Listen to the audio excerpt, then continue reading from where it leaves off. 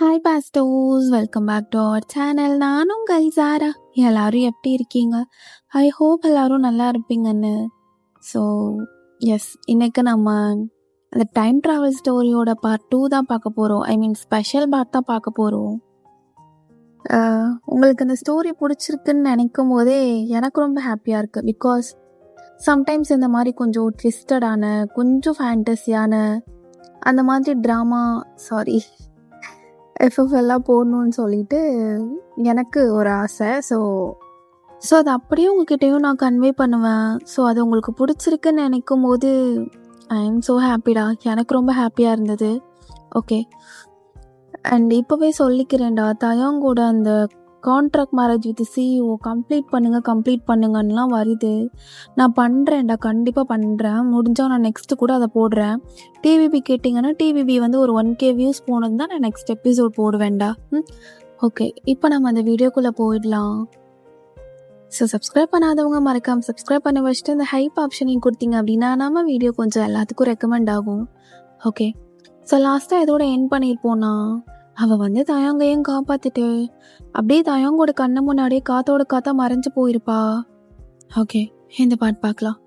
அப்போ இந்த பாட்டில் மறைஞ்சு போன அவ அப்படியே ஃப்யூச்சருக்கு போகிறா. போனதுமே அவளோட ஃபேஸில் அவ்வளோ ஒரு சிரிப்பு. இப்போ அப்படியே அவள் கண்ணாடி முன்னாடி தான் உட்காந்துட்டு இருக்கா. ரொம்ப ப்ரிட்டியாக ஒரு கவுன் வியர் பண்ணியிருக்கா. அப்போது அந்த மிரருக்கு முன்னாடி ஒரு ஃப்ரேம், அதில் தயாங் அண்ட் அவ 2 பேருமே சேர்ந்து எடுத்த மாதிரியான ஒரு கப்பல் போர்ட்ரேட் ஒன்று அங்கே இருக்குது. ஸோ குட்டியாக காம்பேக்டாக அதில் தயாங் அழகாக அவளோட கண்ணை வச்சு உரசிட்டு க்யூட்டாக செல்ஃபி எடுத்திருப்பாங்க. ஸோ அப்போ அதை பார்த்துட்டு அதை அவளோட நெஞ்சோட கட்டி அணைச்சிட்டு, தயாங் ஃபைனலி உன்னை காப்பாற்றிட்டேன். அப்போனா இப்போ நீ ஃப்யூச்சரில் இருக்கணும்ல? என்ன தயாங், இப்போ நீ ஃப்யூச்சரில் இருந்தன்னா நீ எங்கே இருப்ப? அப்போ நான் உன்னை காப்பாற்றிட்டேன்னா இந்நேரம் நீ ஃப்யூச்சரில் என் கூட தானே இருந்திருக்கணும் அப்படின்னு சொல்லிட்டு கால் மெசேஜஸ் எல்லாம் எடுத்து பார்த்தா, ஸோ டே பிஃபோர் எஸ்டர்டே தயாங் கூட பண்ண சாட் அப்படின்னு.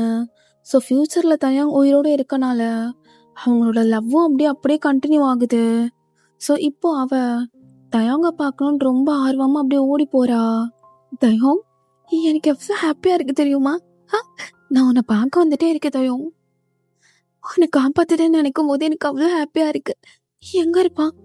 நம்ம வேணால் மெசேஜ் பண்ணி பார்க்கலாமா அப்படின்ட்டு அவ தயாங்க கால் பண்ணுறா. அப்போ தயாங்க அப்படியே அட்டன் பண்ணுறான். ஓய் கியூட்டி, எங்கடி இருக்க? அவ்வளோ நேரம் வெயிட் பண்ணிகிட்ருக்கேன். இன்னைக்கு என்ன மறந்துட்டிங்களா? மேடம், இன்னைக்கு தானே எனக்கு வேஃபில் வேணும், வாங்கி கொடுங்கன்னு சொல்லிட்டு சொன்னீங்க. இன்னும் ஆளே காணோம். தயாங், நான் வந்துட்டே இருக்கேன் தயாங் அப்படின்னு சொல்லிட்டு அவள் ரொம்ப வேகமாக அப்படியே ஓடிட்டுருக்கா. ஸோ தயாங்கும் அப்படியே அந்த ஷாப்போட வாசல் அப்படியே நின்றுட்டுருக்கான். கையில் பார்த்தா அந்த ரெட் கலரில் அந்த பிரேஸ்லெட் இன்னமும் அவன் போட்டிருக்கான். அவனோட ஹேர் ஸ்டைலெல்லாம் பக்காவாக இருக்குது. அழகாக ஒரு கோட் சூட் போட்டுட்டு ஷூவெல்லாம் பக்கா நீட்டாக டைப் பண்ணிட்டு வந்திருக்கான். அப்போ அவள் பார்த்ததுமே அப்படியே ஓடி போய் தயாங்க ஹக் பண்ணிக்கிறா. தயாங், என்ன ரொம்ப நேரம் வெயிட் பண்ணீங்களா? அவங்கள ரொம்ப நேரம் வெயிட் பண்ண வச்சிட்டேன் தயாங். ஓய், என்ன இன்னைக்கு மொத்த மலைகள்லாம் ரொம்ப பொழியுதே, இன்னும் 2 வேணும் எக்ஸ்ட்ராவா, தயாங்க்கு கிடைக்குமா அப்படின்னு சொல்லிட்டு பேசிகிட்டு இருக்கும்போது அந்த பிரேஸ்லெட்டை பார்க்குறா. அப்போது அதை அவன் லைட்டாக டச் பண்ணுறா. பட் இதுக்கு முன்னாடிலாம் தயாங்க்கு நடந்தது எதுவுமே ஞாபகம் இல்லை. இவன் டைம் ட்ராவல் பண்ணி வந்தது அப்படின்னு சொல்லிட்டு.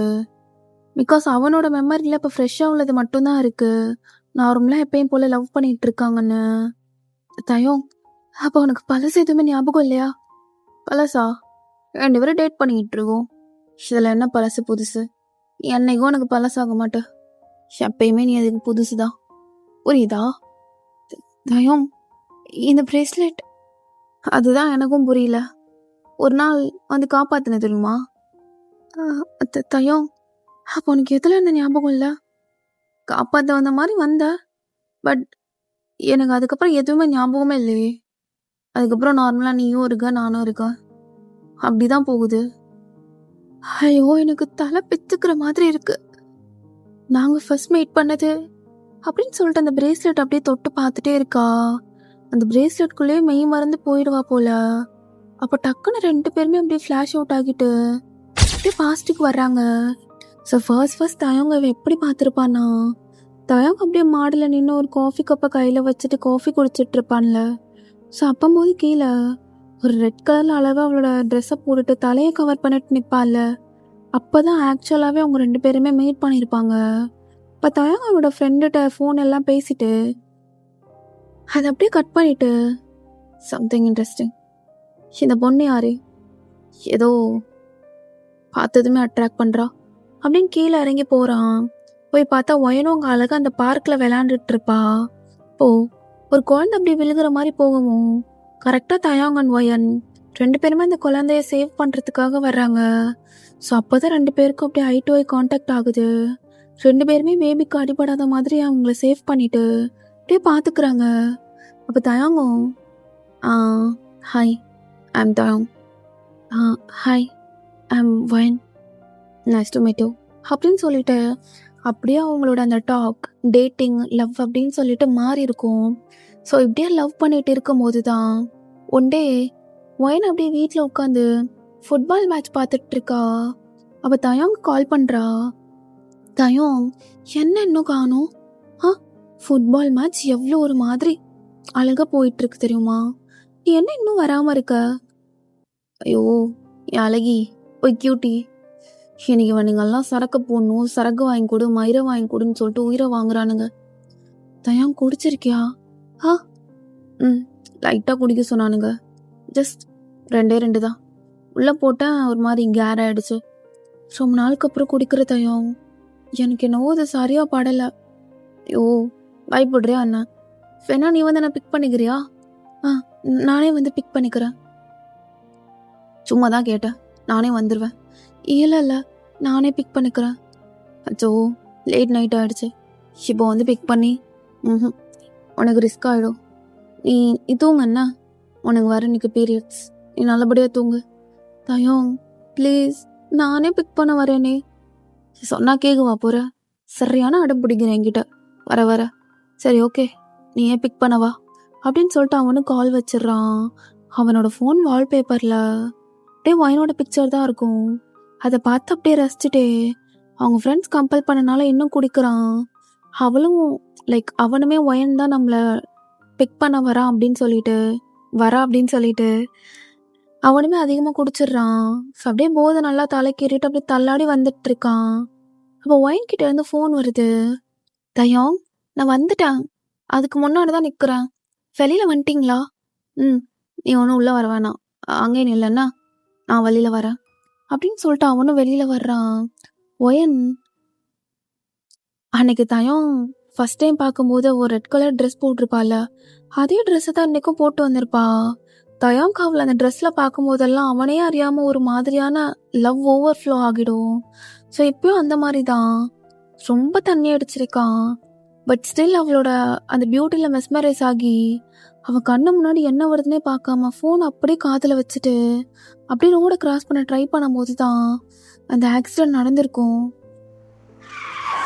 தயாங் தயாங் எழுந்திரு தயாங், தயாங் ப்ளீஸ் தயாங் எழுந்திரு தயாங் எல்லாம் என்னாலையா தயாங் அப்படின்னு சொல்லிட்டு ஆம்புலன்ஸ்லாம் வருது. அப்படியே ஆம்புலன்ஸ்லேயே அவனை கூட்டிட்டு போகிறாங்க. பட் தயாங் இறந்து போயிருப்பான், அவனுக்கு ஹார்ட் பீட்டே சுத்தமாக இருக்காது. ஸோ அவன் இறந்து போனதான் அவனோட ஃபியூனரலுக்கெல்லாம் எல்லாரும் வந்து அட்டன் பண்ணுறாங்க. அப்போ ஒயனும் அப்படியே வந்துட்டு பிளாக் ட்ரெஸ் போட்டுட்டு நின்றுட்டுருக்கா.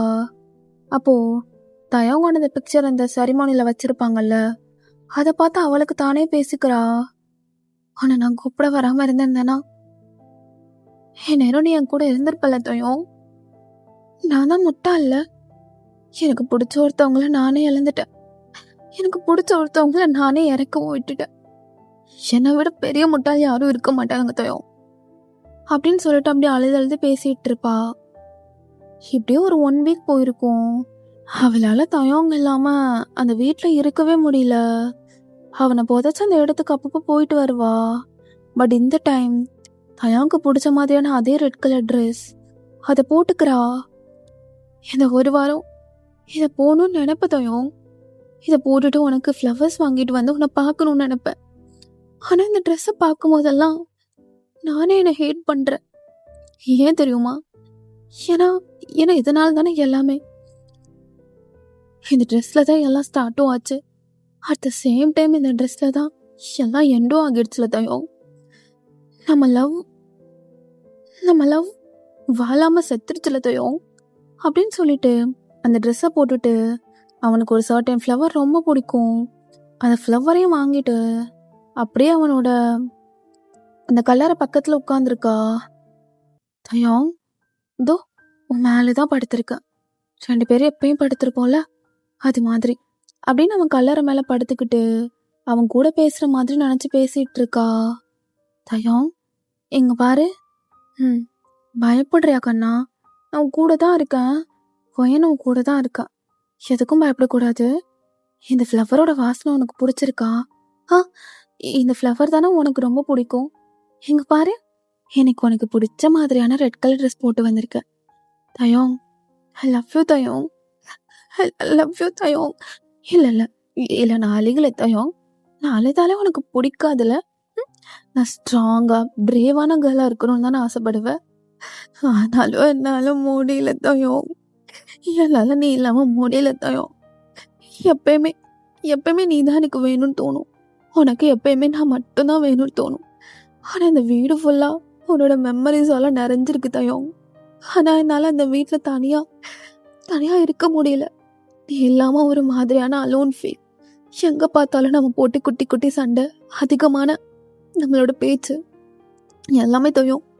எல்லாத்தையும் ரொம்ப மிஸ் பண்ணுறேன் அப்படின்னு சொல்லிட்டு அவள் அங்கேயே உட்காந்து அழுதுட்டு இருக்கா. அப்போ கரெக்டாக ரெயினும் பெய்யுது. அப்போ அந்த சைடு ஏதோ ஒரு துறவி மாதிரி ஒருத்தர் போகிறாரு. அப்போ இவளையும் பார்க்குறாரு. பார்த்துட்டு ஒன்றுமே சொல்லாமல் அவகிட்ட ஒரு ரெட் கலர் பிரேஸ்லெட் வந்து கொடுத்துட்டு, எங்க பார், இது உன்னோட டெஸ்டினியவே மாற்றும். இதை நீ கரெக்டாக யூஸ் பண்ணிக்கிட்டேன்னா. எனக்கு புரியல. ஆல்ரெடி நானே குழப்பத்தில் இருக்கேன். என்கிட்ட எதுவும் கேட்காத. எல்லாமே கரெக்டான டயத்தில் நடக்கும். அது என்னங்கிறத நீ தான் புரிஞ்சுக்கணும் அப்படின்னு சொல்லிட்டு அவர் பாட்டில் கொடுத்துட்டு போயிடுவாரு. ஸோ அந்த ரெயின் அப்படியே அவள் கண்ணீர் துளியோட மிக்ஸ் ஆகிட்டு தயாங்கோட அந்த கெஃபைன்குள் போகுது. அப்போ அவளோட அந்த கண்ணீர் துளி அந்த ரெயின் ட்ராப்லாம் அவனோட உடம்புல பட்டதும் ஏதோ ஒரு மாதிரியான வெளிச்சமாகி தான் ஒயன் அகெயின் அப்படியே அந்த பாஸ்ட்டுக்கு போயிருப்பா. ஸோ அங்கே போயிட்டு தயாங்க காப்பாற்றுறது அப்படின்னு சொல்லிட்டு ஸோ இது எல்லாமே நடந்திருக்கும். ஸோ எல்லாத்தையும் அப்படியே யோசிச்சு பார்க்குறா. ஸோ இப்போ அவங்க 2 பேருமே அந்த பாஸ்டில் தான் இருக்காங்க. தயாங்க தள்ளி விட்டு அவளும் மேலே வந்து விழுந்திருப்பாள் அந்த ஒரு இடத்துல. ஸோ இந்த இடத்துல கொஞ்சம் புரிஞ்சுக்கோங்கடா. ஸோ பாஸ்டில் வந்து தயாங்கவும் ஒயினும் வந்து அந்த ப்ளே ஏரியாவில் வந்து மீட் பண்ணியிருப்பாங்க. பட் அந்த பிரேஸ்லெட் கிடச்சக்கப்புறம் அப்போ பாஸ்ட்டுக்கு வரும்போது தயாங் அண்டு ஒயன் 2 பேருமே வந்து அந்த கார் ஆக்சிடெண்ட்டை வந்து ஸ்டாப் பண்ணும் போது தான் மீட் பண்ணியிருப்பாங்க. ஸோ இப்போ வந்து அவங்க மீட் பண்ணுறது வந்து பாஸ்டில் வந்து ஸோ அந்த கார் ஆக்சிடெண்ட்டில் இருந்து அவங்க ஸ்டாப் பண்ணதுலேருந்து தான். ஸோ அதுலேருந்து கதையை கண்டினியூ பண்ணலாம். ஸோ அப்போ அப்படியே 2 பேரும் பார்த்துட்டு இருக்காங்க. ஒயனுக்கு ஒன்றுமே புரியல. இந்த டைம் கரெக்டாக நான் மறைஞ்சு போயிருந்தேனே. ஆனால் எதுக்கு நான் இப்போ அகெயின் நான் எந்த இடத்துலையும் வந்து நிற்கிறேன். இப்போ கொஞ்ச நேரத்தில் மறைஞ்சு போயிடுவேனா அப்படின்னு சொல்லிட்டு நிற்கிறா. அப்போ தயாங்கும், அது யார் நீ? என்னை எப்படி கரெக்டாக வந்து சேவ் பண்ண? அது இல்லை, நீங்கள் குடிச்சிட்டு வந்துட்டு இருந்தீங்களா? தயம் யாருன்னு கேட்குற. அதான் குடிச்சிட்டு வந்துட்டு இருந்தீங்களா, அதனால தான் அப்படின்னு சொல்லிட்டு அவளும் சொல்கிறா. ஸோ அப்போ அவளோட மைண்ட், அப்போது நீ அங்கே வராமல் இருந்திருந்தாலும் தயாவுக்கு அந்த ஆக்சிடெண்ட் நடந்து தான் இருக்குமா? அப்போ இது எல்லாமே ஆல்ரெடி டெஸ்டினில் செட் ஆகியிருக்கா? அப்போ இவ்வளோ நாளாக ஒரு நாள் தான் அவன் இறந்துட்டானே அந்த ப்ளேமில் அந்த ஒரு கில்ட் ஃபீலில் இருந்தல்ல, அதெல்லாம் போகணும் அப்படிங்கிறதுக்காக காடோட ஒரு மாஸ்டர் பிளான் இதெல்லாம் அப்படின்னு சொல்லிட்டு அவளுக்கு அவளே யோசிச்சுக்கிறா. பிகாஸ் இவ்வளோ நாளாக தயாங் தன்னால தான் இறந்து போயிட்டாங்கிற அந்த குற்ற உணர்ச்சி தன் மனசுக்கு ரொம்ப பிடிச்சவங்க நம்ம கண்ண முன்னாடியே இறந்து போகிறாங்க அப்படிங்கிற ஒரு வலி அவ்வளோ சீக்கிரம் யாரோட மனசை விட்டும் போகாது. அதே மாதிரி தான் அவளுக்கும். At the same time God அனுப்பி வச்ச ஒரு மேனாக தான் அவரும் வந்திருப்பாரு. அந்த பிரேஸ்லெட்டை கொடுத்துட்டு அவர் போகிறதுக்கு முன்னாடி ஒயன் என்ன கேட்டாலும் ஆன்சர் பண்ணாமல் ஒரே ஒரு வார்த்தை தான் சொல்லியிருப்பாரு. இதை வச்சு நீ யாரை வேணாலும் காப்பாற்றிக்கலாம் அப்படின்னு சொல்லிட்டு போயிருப்பாரு. ஒயன் அதனால தான் ஒவ்வொரு தடவையும் தயங்கோட கையில் அதை கட்டணும்னு சொல்லிட்டு ஒவ்வொரு தடவையும் அதை அப்படியே கீழே வைக்கும் போது அவனோட கைகள் அது இருக்கிற மாதிரி பார்த்துக்குவா. இப்போ தயங்க அப்படியே பார்க்குறான். அவளோட நீளமான ஐலாஷஸ், அவளோட அழகான அந்த கண்ணு, அந்த ரெட் கலர் ட்ரெஸ் எல்லாமே அவனுக்கு ரொம்ப பிடிச்ச மாதிரி இருக்கு. அப்போ கரெக்டாக அங்கே ஸ்னோஃபால் ஆகுது. இந்த டயத்தில் மழை தானே பெய்யணும், என்ன ஸ்னோஃபால் ஆகுது, எல்லாமே ஏதோ வேற மாதிரி நடக்குது. அப்போ இப்போலேருந்து தான் தயங்க நான் பார்த்தானா, இப்போலேருந்து தான் எங்கள் ஃப்யூச்சர் பில்ட் ஆக போதா அப்படின்னு அவளுக்கு ஆல்ரெடி கொஞ்சம் புரிஞ்சிருச்சு. அப்போ தயங்கும், தேங்க்ஸ், நான் ஓவராக குடிச்சிட்டேன், அதான் வேற ஒன்றும் இல்லை. பட் நீ மட்டும் இப்போ சேவ் பண்ணலன்னா நான் இப்போ என்ன இருப்பேன்னு எனக்கே தெரியாது அப்படின்னு இன்னும் அவன் நிதானத்தில் இல்லாமல் ஒரு மாதிரி பிரமிச்சு போயிட்டு அவளை பார்த்துட்டு இருக்கான்.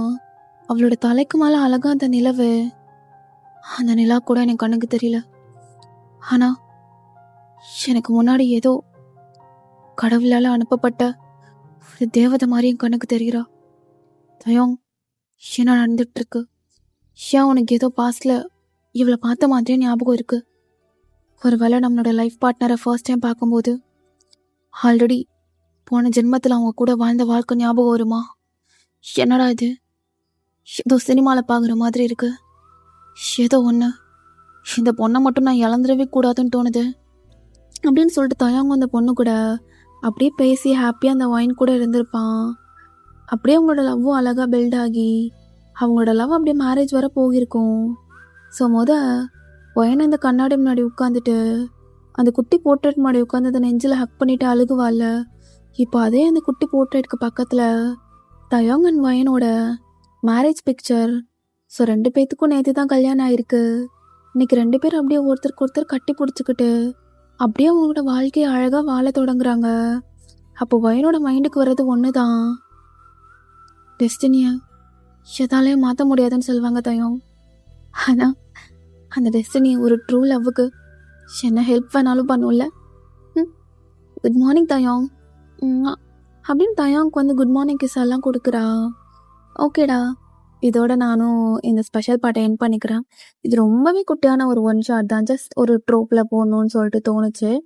ஸோ ஐ ஹோப் நீங்களும் என்ஜாய் பண்ணியிருப்பீங்க இந்த லாஸ்ட் பார்ட், ஸ்பெஷல் பார்ட் அப்படின்னு சொல்லிட்டு நம்புகிறேன். ஸோ ஆஸ் யூஷுவல் எப்பயும் போல் எப்படி இருக்குன்னு சொல்லிட்டு மறக்காமல் கமெண்ட் செக்ஷனில் சொல்லிடுங்க. யா, அவ்வளோதான். ஐ ஹோப் உங்களோட போர்டு எக்ஸாம்ஸ் எல்லாம் நல்லா பண்ணிட்டு இருப்பீங்கன்னு. ஓகே பாஸ்டோஸ், stay safe and stay healthy. Love you all. சராங்கே.